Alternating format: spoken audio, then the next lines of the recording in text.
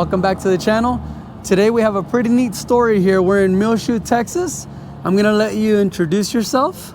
Lonnie Adrian.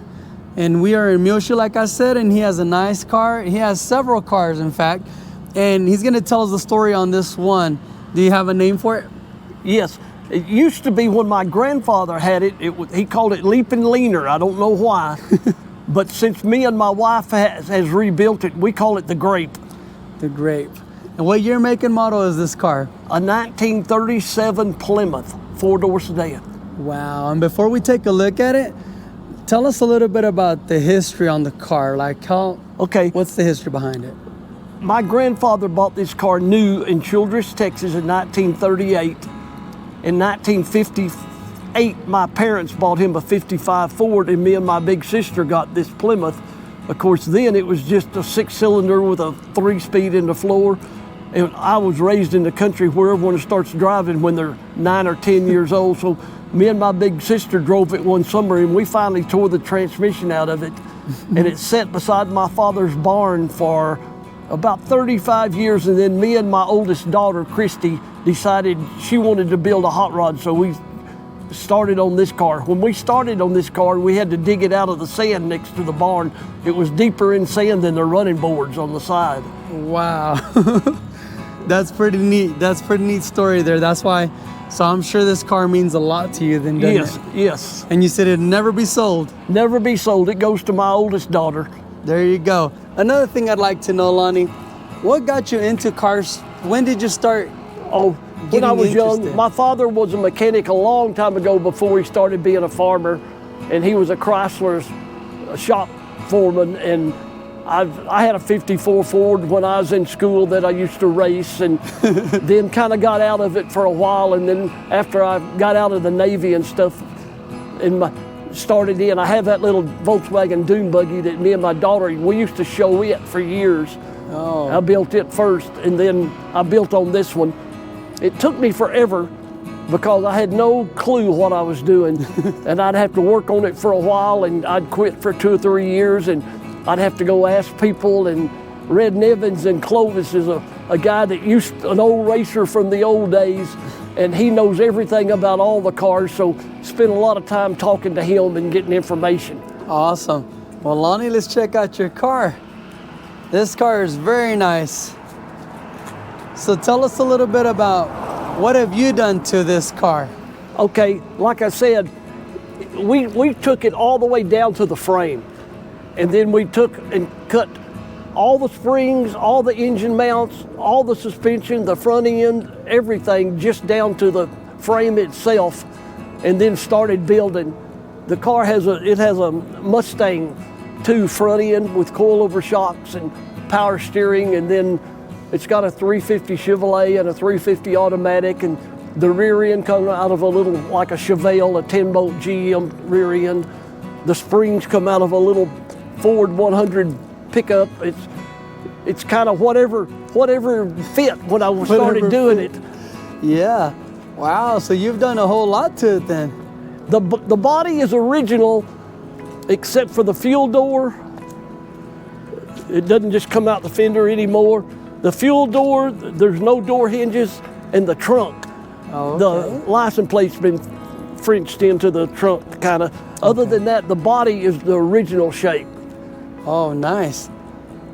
All right, well, show us under the hood, see what you got going on over here. Okay. So did your daughters help you with the cars you said? Yes, my oldest daughter, let's see, 3 years ago, she has a 65 Mustang that was a 6-cylinder automatic, and she calls one day and says, "It's not enough of a hot rod, Daddy." So we made her a hot rod out of her Mustang. Oh, nice.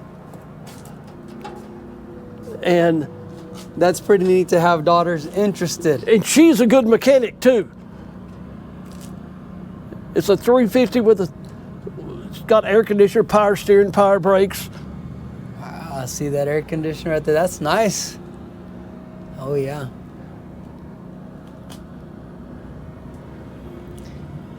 It's got everything. We built it as a driver, not a show car. Okay. We show it some, but mainly we drive the car. Great. I've seen it in several shows. Yeah, we built it. This is mine and my wife's vacation car. We travel in this car. Really? And I mean, we've been to Pennsylvania and Tennessee and the Smoky Mountains, and Wow. last year we even got caught in a snowstorm in Wyoming last year. So that's Really? yes. So you take long trips then in Long this trips. car. Like this summer when we went, and after we got caught in the snow, we decided not to go to Yellowstone, so we went to South Dakota, and then we went to across Nebraska and back. We went 3,200 miles this summer. 3,200 miles. That is amazing. That's awesome. See the other side? So Lonnie, you and your wife just you really literally enjoy this car. Yes, this is a driver. That is And that's cool. So you guys just leave, y'all we are retired, leave, right? we never make reservations. we have a destination, but we don't care when we get there or how long it takes. If we find something that's really interesting in a town, we may stay for 2 days, or we may drive 400 miles someday, or it doesn't matter. We just go to wherever, and we always avoid all 4-lane roads if we can. And sometimes you have to go down some of the interstates and stuff to get there, but but basically we just go and stop and see what we see. That's the way to do it. That's awesome. So This year when we left, we was going to Yellowstone, changed our mind when we hit that snow, went to South Dakota and went through Deadwood, and then went to Custer Park. And then I asked my wife, okay, where do you want to go now? And she said, I don't think we've ever driven across Nebraska. So we drove from Ogallala to Lincoln, Nebraska, just on the back roads, just going across Nebraska. That is cool. That's really neat. And you guys are retired, right? Yes. So you guys can leave when y'all want to? We plan on being gone 2 to 2.5 weeks, and usually we're gone 10 days to 12 days, and like I said, we stop wherever, it doesn't matter, but come to a point where my wife says, I'm ready to go home. So when we turn to go home, we just drive just about straight. We may have to stop and spend one night, but we just drive straight, don't stop at all the towns. When it's time to go home, we just go on straight back. That's pretty neat. That's pretty neat. So you guys take every trip pretty much just cross state lines, right? Oh yeah. Yeah, we've been to, like I said, we've been to Pennsylvania and did all the stuff about Hershey, Pennsylvania, and the Amish and the Civil War things, and Gettysburg and all the stuff up in there, and then went down in through the Yellowstone.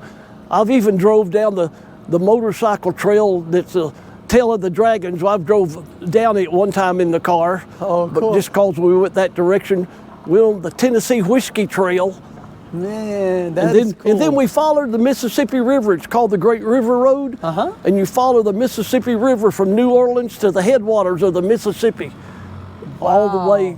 And on that trip, we went over to the Great Lakes just because we were there and that kind of thing. But that's pretty cool. Man, Lonnie, that's amazing. Can we see the inside? What do you got going on the inside? Yeah. So you have no handles. Y'all shaved everything off, all clean? Got electronic doors. Oh, wow. Did you do the interior, all the interior stuff as well? I designed everything, and my wife did, and then there's a gentleman in Amarillo that actually did the upholstery work. Okay. I built the console, and I get parts from Rancher Parts, but it's got Dakota digital instruments, and the steering column's out of a Chevy Impala, and then the seats are out of a 2012 Toyota Camry. They look pretty comfy. They're 6-way power seats. They're even heated. Really? Yes. Oh, that's cool. Man, this is sweet. Suicide doors. Oh, yeah.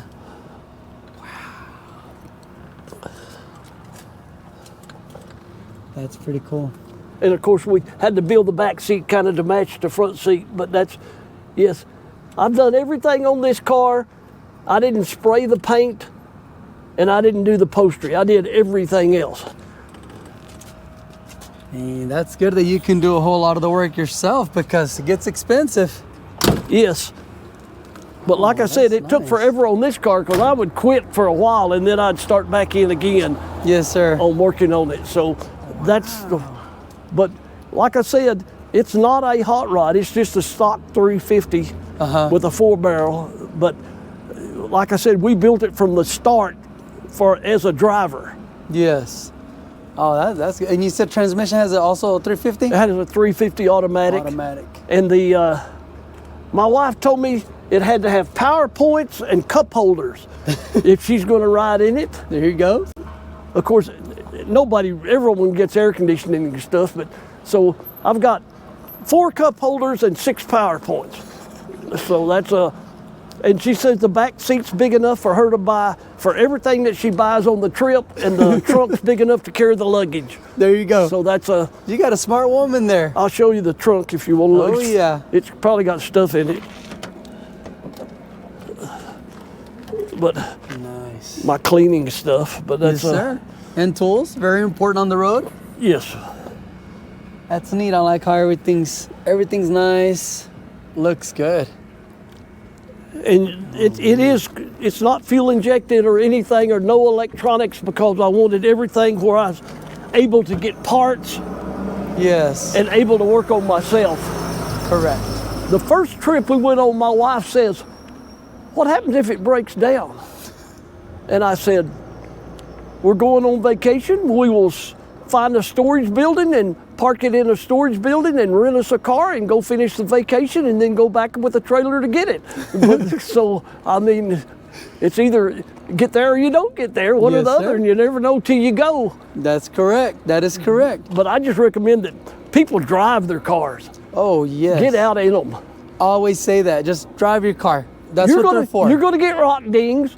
Matter of fact, this year it's been 7 years, and I finally got hit by a rock on this trip. Really? So I'm gonna have to replace my windshield, but but that's pretty good for 7 years. You know, yeah. I've got a little over 40,000 miles of traveling in this car. That's amazing. So Most people just park them and they don't have any miles. I always say just drive your car, enjoy it. some of my friends from Clovis don't like to come over here even to our car show for Muleshoe because they think 30 miles is too far for them to get out of town in their cars. Wow. So I think people need to get out and enjoy them. I agree. I know everybody probably wants to hear it start. Do you mind starting it for us? No. Yeah, I agree with you. Driving your car is the best thing you can do. The digital gauges. Wow. It's cold. But you can do either way. Roger had gone out of his way to involve the Bureau in the investment. We can be quiet.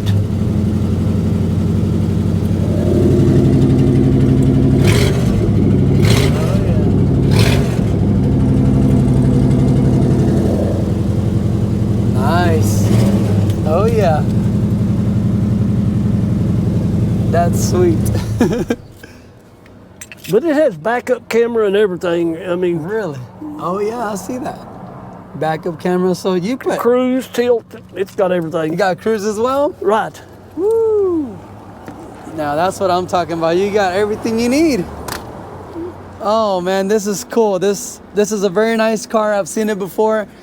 And I know you've told me you took some trips, and it's just amazing that you go state to state and y'all just leave for miles and miles. Yes. I'm a big fan of trips in your old car. In the old car, we stop a lot more than we would in a newer car.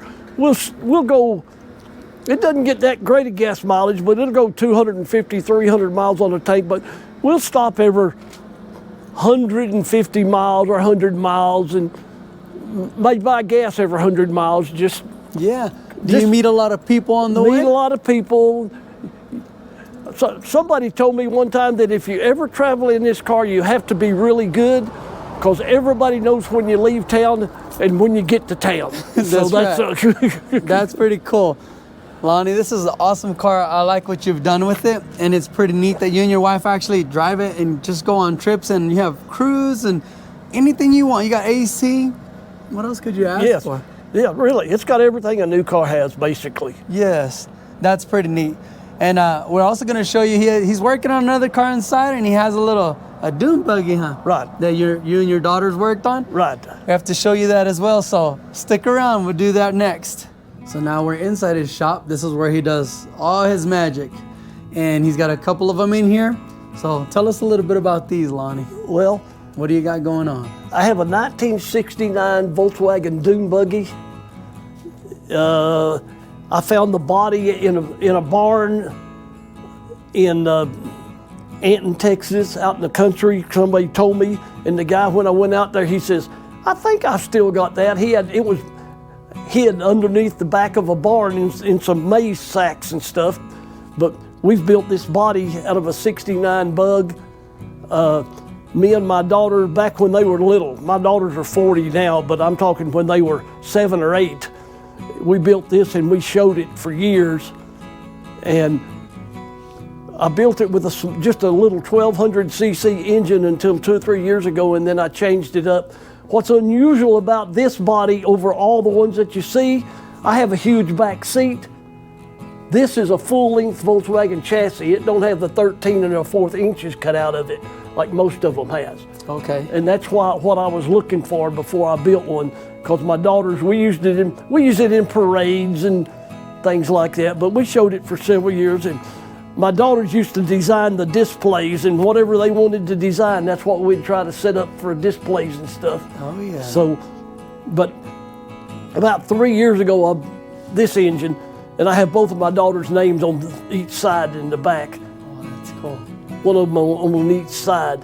Now my older daughter's the one that helped me with the hot rod, and she has a Mustang, but my youngest daughter, her ideal of a hot rod is a new Corvette. Oh. She's got a 2-year-old. The first year they had the rear engine Corvettes. Yes. So that's what, but my oldest daughter, she is a good mechanic.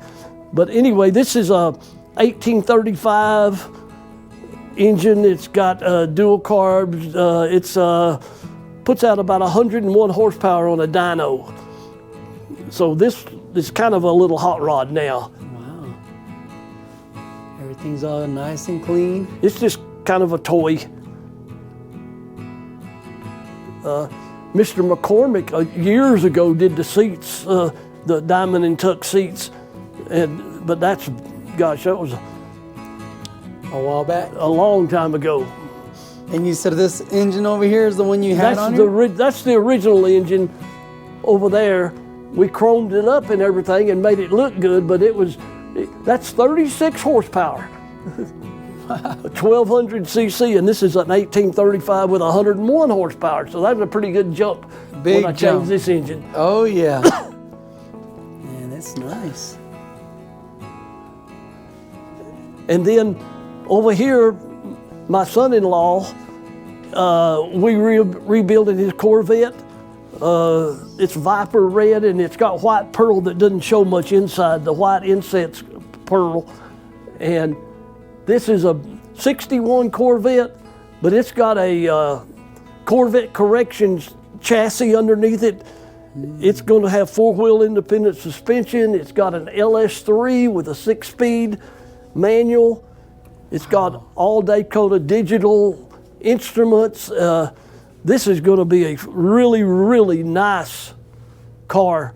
I like the Viper red very much, and there's lots of wires. We filled everything on the firewall, took windshield wipers and everything, and put them all back up under the dash and everything. It's got 4-wheel disc brakes. It's got everything in this. Man. And it's a brand new LS3? Brand new LS3 with a 6-speed. It's going to ride like a new Corvette because it's going to have 4-wheel independent suspension. Yeah. It's got power steering. It's got 4-wheel disc brakes. It's got everything. Air conditioning. Wow. Dakota digital, you said? Dakota digital. Everything's electronic. The radio's electronic, and even the air conditioner units from Vintage Air. It's all electronic now instead of the old vacuum style. And of course, there wasn't a lot of Corvettes that had air conditioners in the old ones, convertibles, but this one will. And This one's got a new fuel tank because it has to have the 60 pounds of pressure for the fuel injection Yes, in the sir. LS3 and everything. But we're getting real close to this one. This is really nice. This one's getting real close. We're to get it started and everything. We're finishing up all the wiring, and it's got lots of wires because it has to have a computer that runs the engine, and then it has its own fuse box, and then the Dakota Digital has its own controller box, and then there is an actual fuse box for the car. Wow. So there's lots of, I don't know how many feet of wire, but we've been running wires. I see a whole bunch of them right A whole here. bunch of wires. We'll get them all enclosed and everything when we finish. yeah. But the main thing is underneath the car and under the hood, there'll be no wires at all showing. Everything's either run up the wheel wells. Wow. All the air conditioner hoses and everything are either run into the wheel wells or everything. There'll be nothing showing under the hood when we finish. Yes, sir. We even have where's my little thing here? The back of the engine where all the wires show, they even have a little thing you'll see no wires or nothing. This bolts in back here, covers up everything. Okay. Oh, that's We'll nice. have, That's pretty cool. Man, Lonnie, so you've done a lot of work to this car as well. done a lot of work for this one. Wow. Matter of fact, I've got the original frame and stuff sitting behind in the back there. And these were not built very well, the old Corvettes. All the steering on the C1 model Corvettes from 56 or 7 to 62, the steering boxes and everything in them came out of a 53 Chevrolet car. The steering's not that great, and neither was the suspension. So we went completely on this one with modern. That's cool. And of course, for the people that don't know, his wife's car is the one that's at my house that my buddy is painting. So that one's another project he's got going on at the same time. My wife picked out a car finally. It took her about 10 years, but she finally found what she wanted. She's got a 63 Pontiac Bonneville convertible. She has an honest to goodness boat.